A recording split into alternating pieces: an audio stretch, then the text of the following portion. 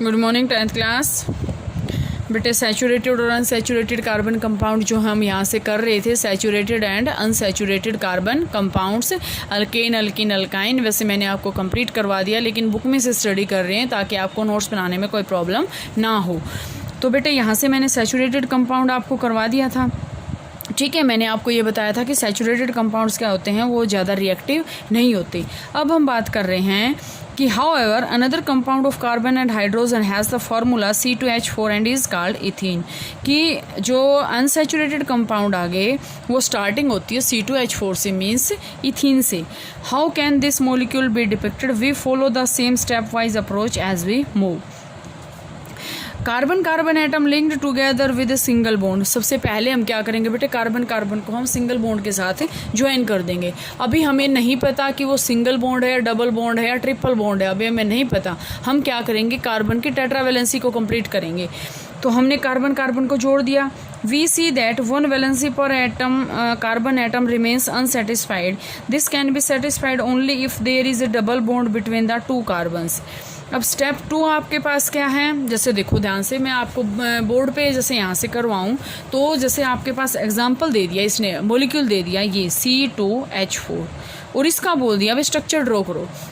हमारा first step क्या है, कार्बन कार्बन को जोड़ दो, जितने हाइड्रोजन हैं वो जोड़ दो। ये हमने हाइड्रोजन जोड़ दिए। अभी हमें नहीं पता कि कार्बन और कार्बन के बीच में सिंगल बॉन्ड है, डबल बॉन्ड है या ट्रिपल बॉन्ड है। अब हमने देखा कि कार्बन के जो हैं ये, तो इस कार्बन की अगर हम नंबर 1 कार्बन, ये नंबर 2 कार्बन, इस कार्बन की बात करें तो 1 2 3 3 ही बॉन्ड बने। इस कार्बन की बात करें 1 2 3 3 ही बॉन्ड बने। तो लेकिन कार्बन तो क्या होता है, टेट्रावैलेंस होता है। टेट्रावैलेंसी होती है ना, तो इसका मतलब यहाँ पे क्या होगी, गड़बड़ होगी। तो टेट्रावैलेंसी को कंप्लीट करने के लिए अब हम देखो, हाइड्रोजन तो अपने आप लगा नहीं सकते, नहीं लगा सकते। तो अब अगर हम हाइड्रोजन लगाएं तो हमें यहाँ 2 हाइड्रोजन लगाने पड़ेंगे, C2H6। इसको ऐसे बनाना पड़ेगा। लेकिन फिर ये क्या बन जाएगा, ये इथेन बन जाएगा। लेकिन हमारे पास क्या है, इथीन है। तो इसका मतलब हमारे पास और कोई मेथड नहीं है इसको कंप्लीट करने का। हम हाइड्रोजन तो अपने आप नहीं लगा सकते, लेकिन कार्बन के बीच में डबल बॉन्ड ये हम अपने आप लगा सकते हैं। तो हो गया। अब अगर हम इस स्ट्रक्चर को देखें तो ये क्या है, C2H4 which is called ethene, which is called ethene.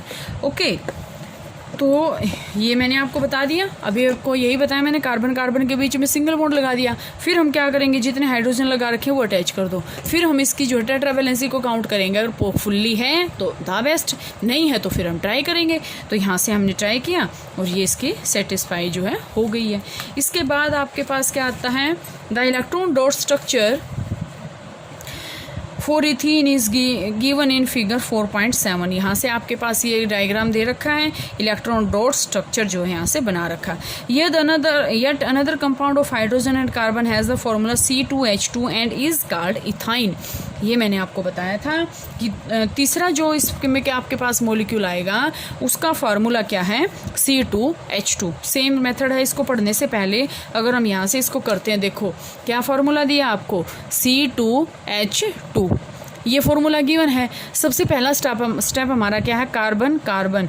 ये आपको नोट करना बेटा। 1-2 नोटबुक मेरे पास जो मैंने चेक की हैं उनमें से तो 1-2 नोटबुक में ये मिस्टेक थी, वो कह रहे हैं बच्चे कार्बन और हाइड्रोजन के बीच में सिंगल बॉन्ड है। नहीं, यहाँ पे ये आपकी मिस्टेक है। कार्बन हाइड्रोजन के बीच में तो डबल बॉन्ड हो ही नहीं सकता। हाइड्रोजन कभी भी किसी भी एटम के साथ डबल बॉन्डिंग नहीं कर सकता, ठीक है। तो यहाँ से कार्बन कार्बन के बीच में हमें डबल बॉन्ड और ट्रिपल बॉन्ड देखना है। तो हमारे पास फार्मूला ये है। हम क्या करेंगे, इस कार्बन कार्बन हमने सिंगल बॉन्ड लगा दिया। हाइड्रोजन कितने हैं, ओनली 2। तो यहाँ पे हमने ये 2 हाइड्रोजन लगा दिए। अब फिर बात आई, अब नंबर 1 कार्बन, नंबर 2 कार्बन। अगर हम इसके काउंट करते हैं तो कितने हैं, 1 और 2 इलेक्ट्रॉन। इसके 1 और 2, इसके भी 2। टेट्रावैलेंसी तो कंप्लीट नहीं हुई। तो टेट्रावैलेंसी को कंप्लीट करने के लिए हम क्या करेंगे, टेट्रावैलेंसी को कंप्लीट करने के लिए पहले हम डबल बॉन्ड लगा के देखते हैं। क्या डबल बॉन्ड लगाने से कंप्लीट हो गया? No, this is not possible.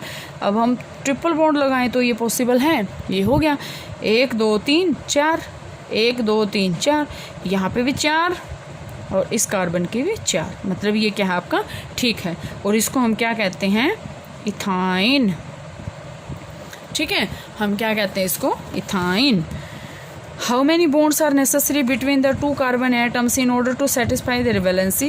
Such compounds of carbon having double or triple bond between the carbon atoms are known as unsaturated carbon compounds and they are more reactive than the saturated carbon compound.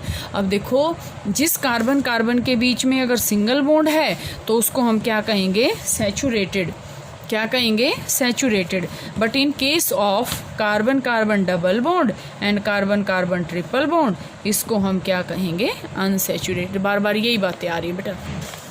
Okay इसके बाद आपके पास आएंगे बेटा, I think आपने यहाँ से ये फॉर्मूले कर लिए हैं क्योंकि मैंने आपको काम दिया था. मोस्टली बच्चों की नोटबुक आ चुकी हैं. जिसकी नहीं आई है संडे को उनका नंबर मतलब नेक्स्ट वर्किंग डे में इनका नंबर आएगा कि इनके पास ये फ़ोन किए जाएंगे कि जिसने नोटबुक नहीं दी है उनकी खबर ली जाएगी.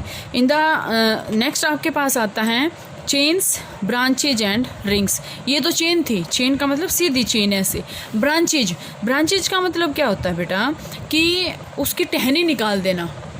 ब्रांचेज पता है ना, टहनी निकाल देना. एंड रिंग्स, रिंग्स बना देना ऐसे.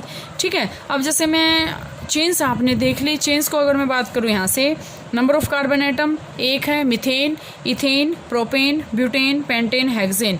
CH4, C2H6, C3H8, C4H10, C5H12, C6H14.